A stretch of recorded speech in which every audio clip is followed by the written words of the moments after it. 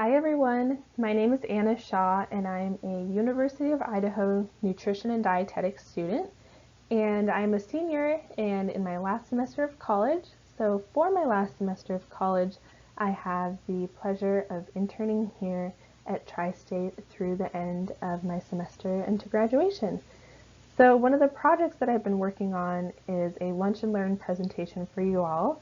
So that is what I'm going to be going through today.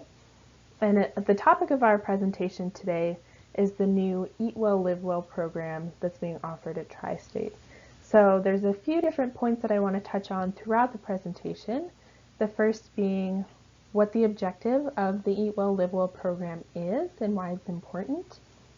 The second is kind of going over what a balanced diet looks like and the benefits of eating a well-rounded balanced diet. The third is application of the Eat Well, Live Well program at Tri-State. I'm also going to be going through some examples with the application.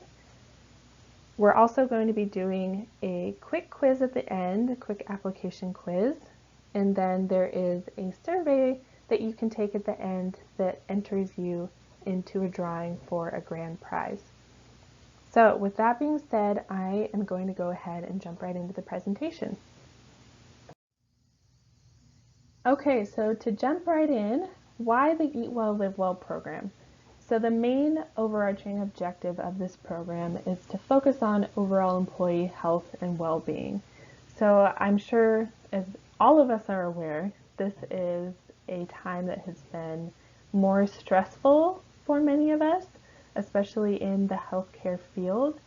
So I think that it's important always to focus on overall health, but especially right now when we're in a pandemic, both the mental and the physical well-being. So going off of that, eating a well-rounded diet has been shown to have both physical and mental benefits.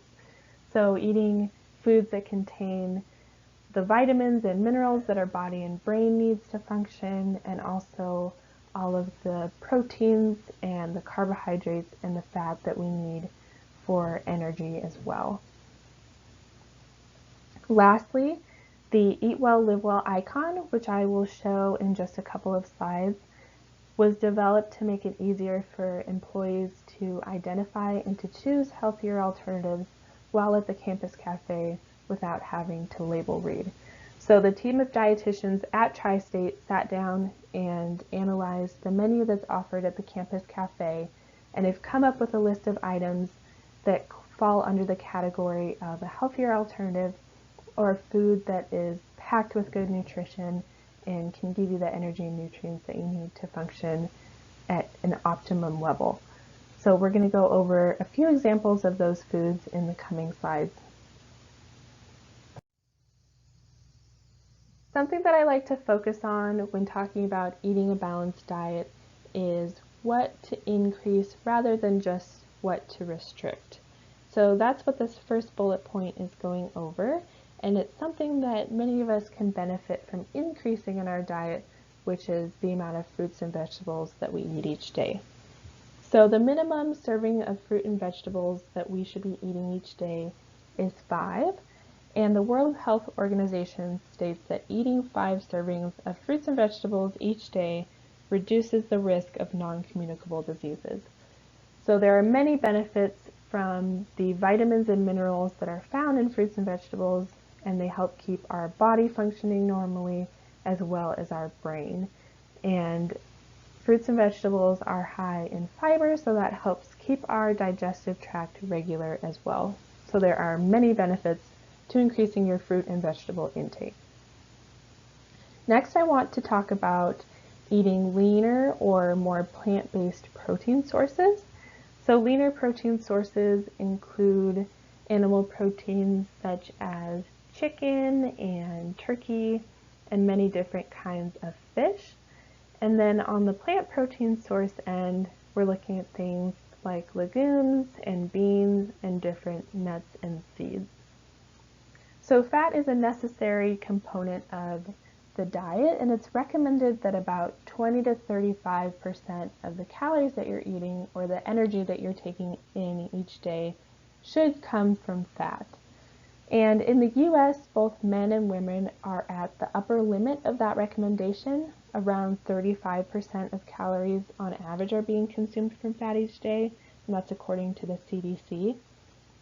So focusing on eating plant protein sources that are leaner in fat or have less fat can be beneficial, as most of us are at the upper limit or exceeding the amount of fat that's recommended to consume each day.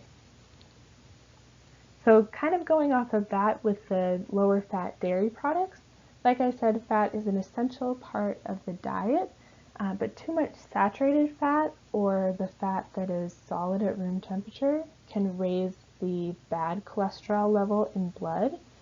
So if you're substituting foods that are higher in unsaturated fat, or the food that is fat that is liquid at room temperature, for the fat that is solid at room temperature, or the saturated fat, can have benefits on your overall blood cholesterol level. And consuming dairy products that are lower in fat still give you the benefits of the calcium in the milk and the other vitamins and minerals and other vitamins and minerals in the dairy products, but you're not getting all of the added fat that your body doesn't necessarily need. Next, I want to touch on whole grains. So refined grains are basically what turns a whole grain bread into a white bread. And refining actually removes the part of the grain that has the most beneficial nutrients in it, and also the fiber. So whole wheat bread contains more fiber, and this helps regulate digestion like I spoke on before, and also keeps you feeling fuller for longer, and then has those vitamins and minerals, and then the protein as well. So you're really clicking boxes with the vitamins and the minerals and then the protein content of a whole grain versus a refined grain. And something kind of interesting that I didn't know until I started taking nutrition courses is that not all brown bread is whole grain. So I would encourage you, when you go to the store, just flip over a loaf of bread and look and see if there's whole wheat or whole grain listed as the first ingredient. If not, it's possible that the bread was actually dyed with molasses or brown sugar. So that's something to just check out at the store the next time you're there. And finally, limiting added sugar in the diet has benefits on overall health. An excess of added sugar can contribute to chronic diseases. So we want to try to get more of our sugar intake from natural sources, so things like fruit and different natural sugars and dairy products. So trying to limit that added sugar and the artificial sugar day to day is a benefit on overall health. This next slide has the Eat Well, Live Well icon. And like I mentioned, this is the icon that you're going to find on foods at the campus cafe that qualify for the Eat Well, Live Well program and are more nutritionally beneficial and a healthier alternative compared to some of the other menu items that are offered. So this is what you want to look for if you're looking to choose a food that falls under the Eat Well, Live Well parameters. This next slide is outlining 5 different examples and ways to apply the information that we've learned so far in the PowerPoint at the campus cafe and when choosing different foods for different meals. So I'll go ahead and get started with the first example. And so for our original food, we have a pork sausage. And then for the Eat Well, Live Well food substitution, there is a turkey sausage. So the turkey sausage is a leaner meat, so it's going to be lower in saturated fat than the pork sausage. And as we learned a couple slides back, while fat is an essential part of the diet, most of us are at the upper limit or exceeding the amount of recommended fat each day. And we also want to try to decrease our intake of saturated or fat that is solid at room temperature each day to try to keep our cholesterol levels in check. So this is one substitution that you could apply at the campus cafe to lower the overall fat intake and also lower the saturated fat intake with that. So the next example is looking at a wheat bread and then substituting it with a whole wheat bread. So as we discussed previously, the whole wheat bread has the vitamins and minerals and protein included because there is no refining done with a whole wheat bread, whereas the white bread is refined, so it's removing the part of the grain that has the most nutritional benefits. So when you're at the sandwich bar, substituting a whole wheat bread for a white bread will give you those nutritional benefits, and that's a small change that you can make to have a really big impact. This next example is a little bit more complex and something that you would have to read a label to know, but looking at a Zoe honey Greek yogurt compared to a Chobani or a Yoplait yogurt, the Zoe Greek yogurt actually has a lot more saturated fat than the Chobani or the Yoplait yogurt. So substituting the Chobani or the Yoplait for the Zoe will again decrease your fat intake, and with it decrease the saturated fat intake to try to keep those cholesterol levels within the healthy range. The next example I have is replacing fried chicken with a grilled chicken breast. So anytime that you're frying a food, the food is going to be absorbing some of the fat because of the oil that it's absorbing. So a fried chicken is going to be higher in fat than a grilled chicken breast. And then our final example that I'm going to go over is replacing M&Ms with either a Kind bar, one of those granola bars, or a bag of mixed nuts. So with the Kind bar, you're getting less added sugar, but you're also still getting some of the chocolate, so it's a little bit of a sweet tooth fix. And then the mixed nuts have M&Ms in the bag. However, they also have the plant protein from the peanuts, and then you're getting some natural sugar from the raisins as well.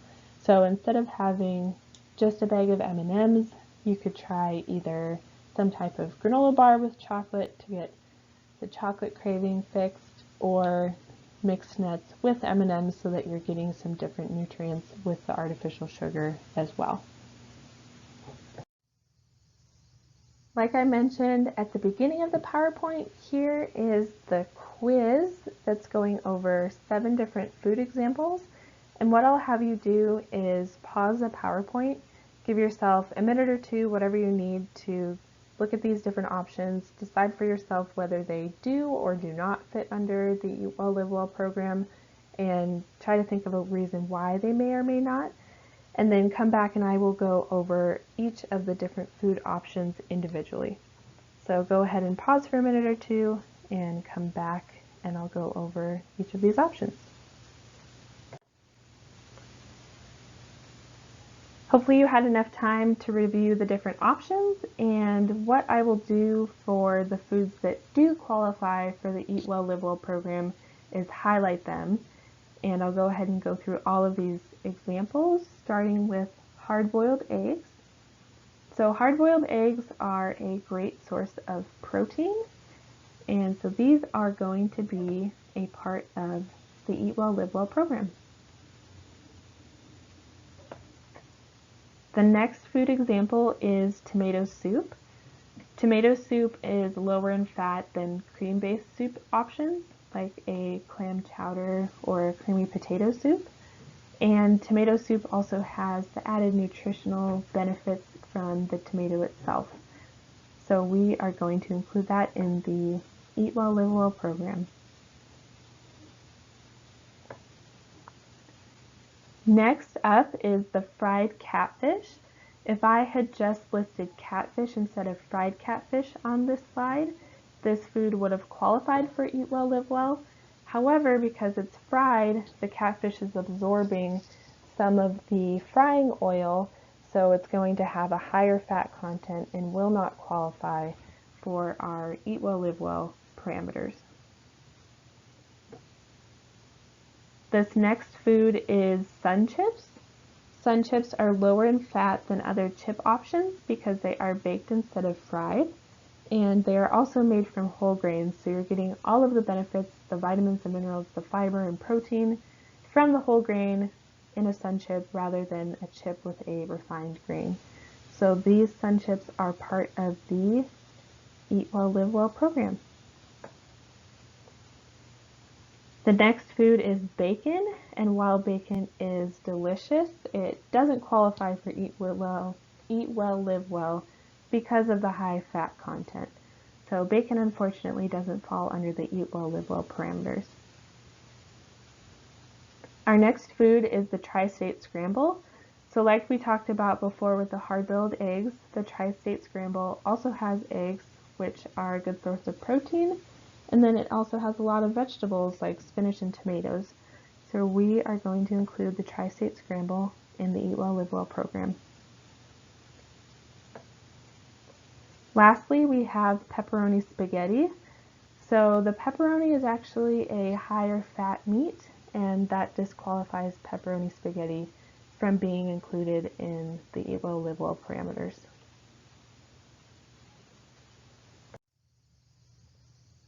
So that wraps up our Lunch and Learn presentation for today.